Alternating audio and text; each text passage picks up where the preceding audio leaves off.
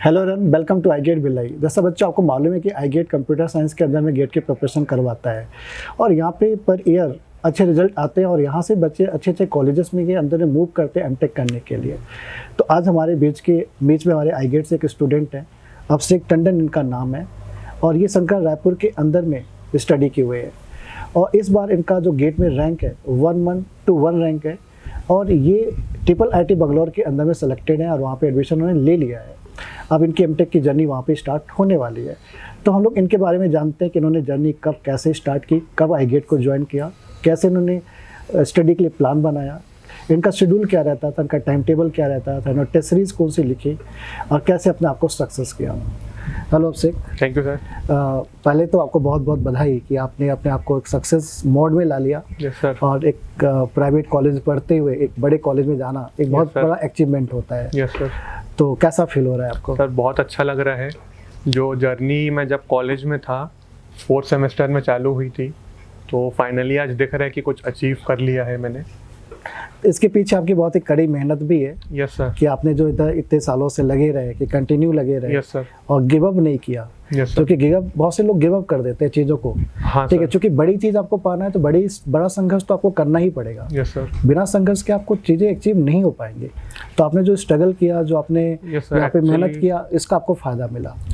तो पहले हम ये जानना चाहेंगे आपसे कि आपका जो स्कूलिंग कहाँ से था और स्कूलिंग के टाइम में आप IIT JEE की प्रिपरेशन करते थे तो उस समय क्या प्रॉब्लम था, उस समय क्या दिक्कत हुआ कि आप नहीं कर पाए? मैंने यही रायपुर से की है, हॉली क्रॉस कांपा से। सो जैसे कि सर हर कोई बच्चा 11th-12th में JEE के लिए कोचिंग करता है, तो मैं भी जब 10th के बाद मैथ्स लिया 11th में तो बिना सोचे समझे JEE के लिए चले गए, क्योंकि हर कोई वही कर रहा था उस समय।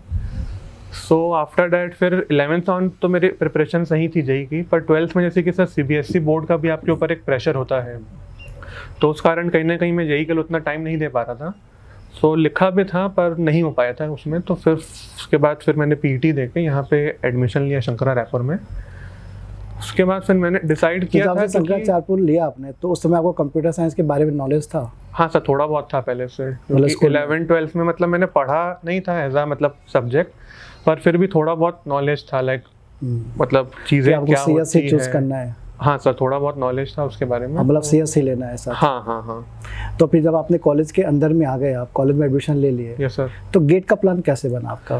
सर एक्चुअली जैसे कि मैंने JEE भी जब दिया था तो नहीं हुआ था, तो कहीं ना कहीं सर वो IIT जाने का मन था। मतलब एग्ज़ाम नहीं निकला था पर मन मतलब ऐसा था ना कि अभी भी था, जाना है IIT के अंदर। सो मैंने पता किया तो मुझे पता चला कि गेट एग्ज़ाम के थ्रू हम एमटेक कर सकते हैं IIT में जाके।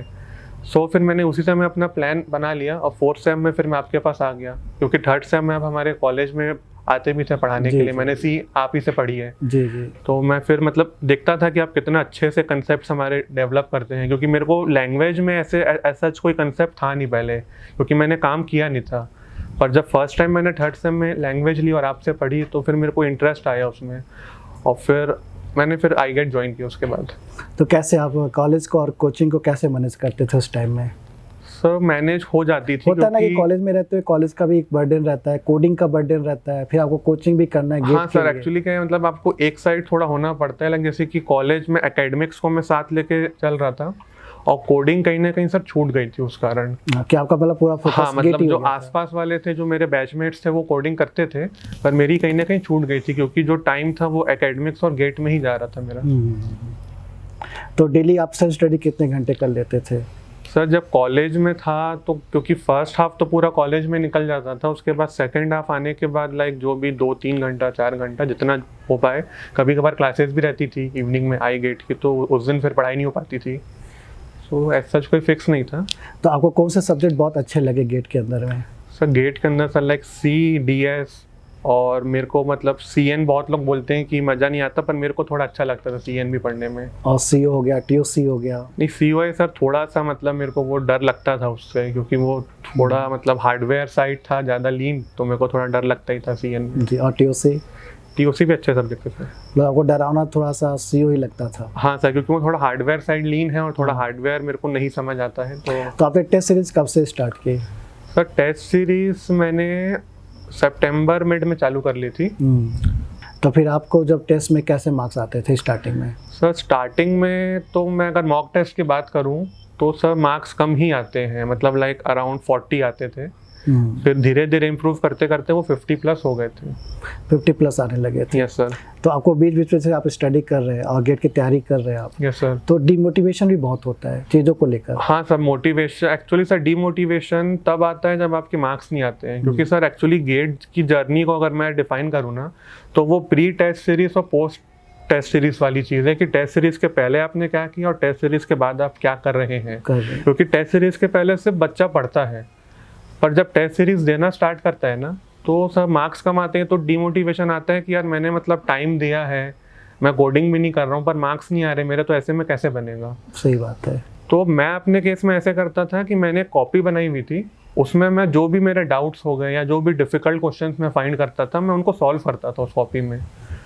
सो जब भी मेरे मार्क्स कम आते थे तो मैं अपना माइंडसेट ऐसा रखता था कि चलो यार इसमें मेरे को बहुत सारी चीज़ें एनालिसिस करने के लिए मिल गई है।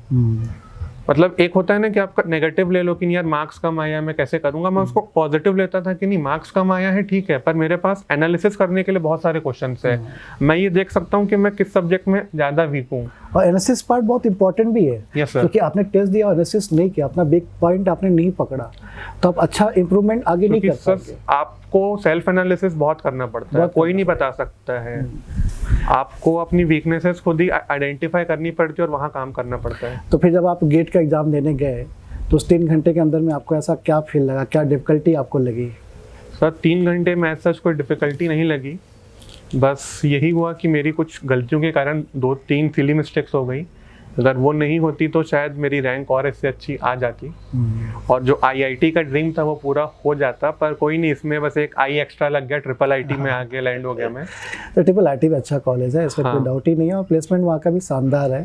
पर बात ये है ना कि जो टेस्ट सीरीज में हम जैसा परफॉर्म करते हैं ना वो वहाँ पे रिफ्लेक्ट होता है, तो टेस्ट सीरीज को बहुत सीरियसली लेना पड़ चाहिए बच्चों को। लेना चाहिए, मेरा भी ये बोलना रहता है कि आप टेस्ट सीरीज प्रॉपर्ली दीजिए, एनालाइज करें। भले मार्क्स नहीं आए पर उसमें कंसिस्टेंसी रखना है। जैसे मैं वही बोला, मार्क्स नहीं आ रहा तो आप एनालिसिस पार्ट पे ज़्यादा फोकस कीजिए। तो कंटिन्यूसली अपने आपको कैसे मोटिवेट रखते थे?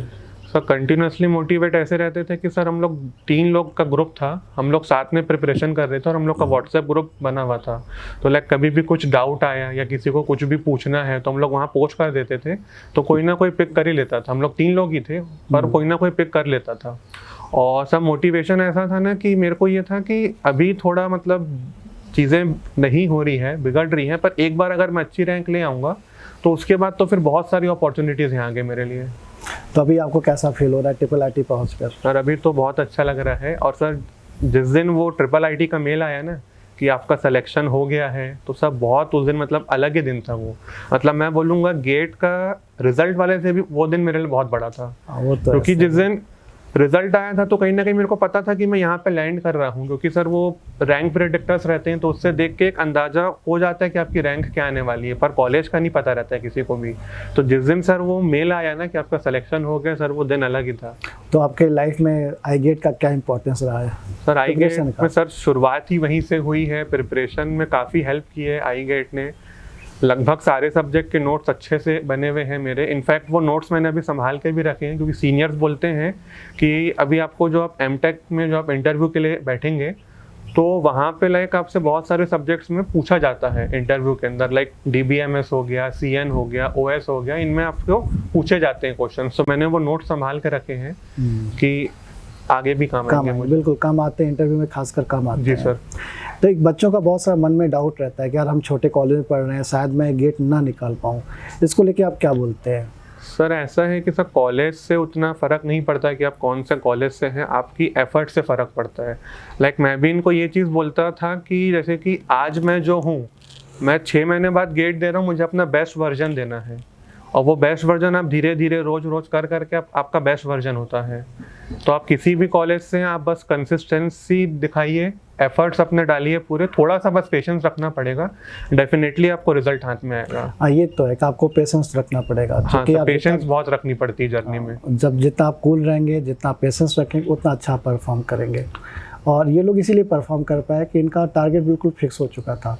तुमको कभी ऐसा नहीं लगा कि क्यों ना मेरे दोस्त लोग सब जॉब में जा रहे थे, मैं भी जॉब में चले जाऊँ? तो वो माइंडसेट आता है, क्योंकि जब फाइनल ईयर में प्लेसमेंट हो जाती है, मेरा TCS में लगा था। अच्छा। NQT के थ्रू। तो मेरे भी जो बैचमेट्स थे, जो दोस्त थे, उन लोग ज्वाइन कर रहे थे। तो वो एक पॉइंट आता है, लगता है यार कि अब इन लोग मतलब एक नई बिगनिंग हो रही है इनके लिए, तो घर वाले पढ़ ही रहे हैं अभी तक।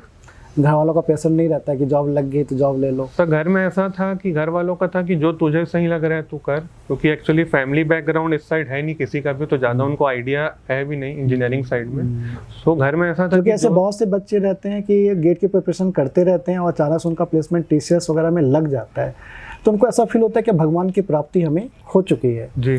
और जब वहाँ जाते तब उनको लगता है यार शायद मैं पीछे मेहनत कर लिया तो आज कहीं और होता। तो आप लोगों ने मतलब ये जो डिसीजन आपने लिया कि इस ऑप्शन को छोड़कर इस ऑप्शन के लिए, अब इसका फ़ायदा आपको लॉन्ग टाइम पे मिलेगा और दिखेगा। Definitely sir. मतलब उस समय सर थोड़ा 2-4 दिन शायद आपका माइंडसेट रहे भी कि मैं जॉब लूँ कि छोड़ूं, पर सर छोड़ने के जो डिसीजन है ना सर, वो वर्थ इट रहता है। अच्छा, एक चीज़ और मैं देखा है, बच्चों के बीच में डाउट रहता है कि यार हम गेट की तैयारी कर रहे हैं तो हमारा प्लेसमेंट नहीं होगा। एक मिसकंसेप्ट रहता है लोगों का कि हमें प्रिपरेशन मतलब TCS की प्रिपरेशन करने के लिए, प्लेसमेंट की प्रिपरेशन के लिए अलग से कुछ पढ़ना पड़ेगा, ऐसा कुछ होता है? नहीं सर, ऐसा कुछ भी नहीं आप लोगों, आप जैसे तुम्हारा था, चंद्रकांत था, सब तो सिलेक्टेड थे आप लोग? यस सर, हम लोग सब सिलेक्टेड थे प्लेसमेंट में। ऐसा कुछ भी नहीं होता है सर। तो क्या आपको लिए उसके लिए कुछ अलग से तैयारी की थी? नहीं सर, क्योंकि कोई भी कंपनी का जो फर्स्ट राउंड होता है वो कोडिंग होता है, वहाँ थोड़ी सी आपको दिक्कत जा सकती है। उसके बाद के जो टेक्निकल राउंड है वहाँ पे गेट के सब्जेक्ट्स ही आते हैं, जो सब्जेक्ट्स पूछे जाते हैं उनका जो लेवल है आप पढ़े रहते हैं वही लेवल रहता है, या तो मैं बोलूँगा उनसे उससे भी कम रहता है वो लेवल रहता है। बिल्कुल सही। मेरा भी ये बोलना है कि यदि आप प्लेसमेंट बैठने वाले तो प्लेसमेंट की अलग से कोई तैयारी आपको करने की जरूरत नहीं है, क्योंकि आप गेट पढ़ रहे हैं तो आपका एप्टीट्यूड तैयार हो ही जाता है। जी सर, एप्टीट्यूड तैयार रहता है। ठीक है, और प्लस आपके क्या बोलते हैं टेक्निकल भी तैयार हो ही जाता है, और पहला राउंड हर जगह हमको लगता है एप्टीट्यूड ही होता होगा। जी सर, एप्टीट्यूड ही रहता है, कभी कभार एप्टीट्यूड प्लस कोडिंग मिक्स भी रहता है। हाँ। तो कोडिंग बस थोड़ा सा संभालना पड़ता है, और बाकी टेक्निकल में ऐसी कोई दिक्कत नहीं आती है। तो मतलब मुझे लगता है प्लेसमेंट लेकर आप एक बड़े गोल को नहीं छोड़ना चाहिए। जी सर। और जो लोगों ने ऐसा किया है वो लोग बहुत आज की डेट में बहुत ही सक्सेस है। मैं अपने पहले स्टूडेंट को याद करूं तो बहुत ही आगे निकल चुके हैं। अगर वो माइक्रोसॉफ्ट यूएस के अंदर में मेन ऑफिस के अंदर में जॉब कर रहे हैं, टारगेट फिक्स रखना पड़ेगा। सर एक्चुअली जब जॉब छोड़ने का मैंने डिसीजन भी लिया था ना, तो जैसे कि आई गेट के बहुत सारे मेरे मतलब जो सीनियर्स आते थे पढ़ने के लिए, मैं देखता था कि वो जॉब छोड़ के आए हैं और उनके जो पैकेजेस है वो मेरे से कहीं ज़्यादा थे, 3-4 टाइम्स थे मेरे से पैकेज। जितना मेरा पैकेज लगा था उससे उनका 4 गुना ज़्यादा पैकेज था। वो छोड़ के आई गेट में आते थे तैयारी करने के लिए। तो कहीं ना कहीं मुझे था कि हाँ, वो एक मतलब था कि जब वो इतनी बड़ी जॉब छोड़ सकते हैं तो मेरी तो फिर कुछ भी नहीं है यहाँ पे, जॉब छोटी जॉब है ये। बहुत सही बात है। तो आपसे बहुत अच्छा लगा तुमसे बातचीत करके, और तुमने काफ़ी चीज़ें बताई। अपने जूनियर्स को कुछ मैसेज देना चाहेंगे आप? सर मैसेज बस मैं यही देना चाहूँगा कि जर्नी में थोड़ी लंबी है, पेशेंस रखो और हार मत मानना, क्योंकि एक जैसे कि एक कहावत है कि गुड थिंग्स टेक टाइम, कुछ अच्छा होने के लिए थोड़ा समय लगता है। तो आपको बस पेशेंस रखना है और कंसिस्टेंसी अपनी रखे रहिए। तो बहुत अच्छी बात आपने बोला कि जर्नी थोड़ी लंबी है, पेशेंस के साथ इसको जीता जा सकता है। जी sir, good things take time, तो थोड़ा टाइम लगेगा। हाँ। क्योंकि सर क्या होता है, अपन हार्ड वर्क कर रहे हैं पर जब उसका आउटकम नहीं आते ना तो एक डिमोटिवेशन आती ही है। आती है, लेकिन तब भी आपको लगे रहना है। हाँ बस सर, आप ही जैसे बोलते थे कि लगे रहो लगे रहो लगे रहो, तो वो एट दी एंड आप कुछ ना कुछ अच्छा अचीव कर ही लेंगे। अगर गेट में नहीं भी होता है तो गेट के बाद भी बहुत सारी अपॉर्चुनिटीज है, आप वहाँ कुछ ना कुछ अच्छा कर लेंगे, पर आपकी जो प्रिपरेशन है वो वेस्ट नहीं होगी। बिल्कुल, पढ़ाई तो कभी बर्बाद जाती नहीं। जी सर।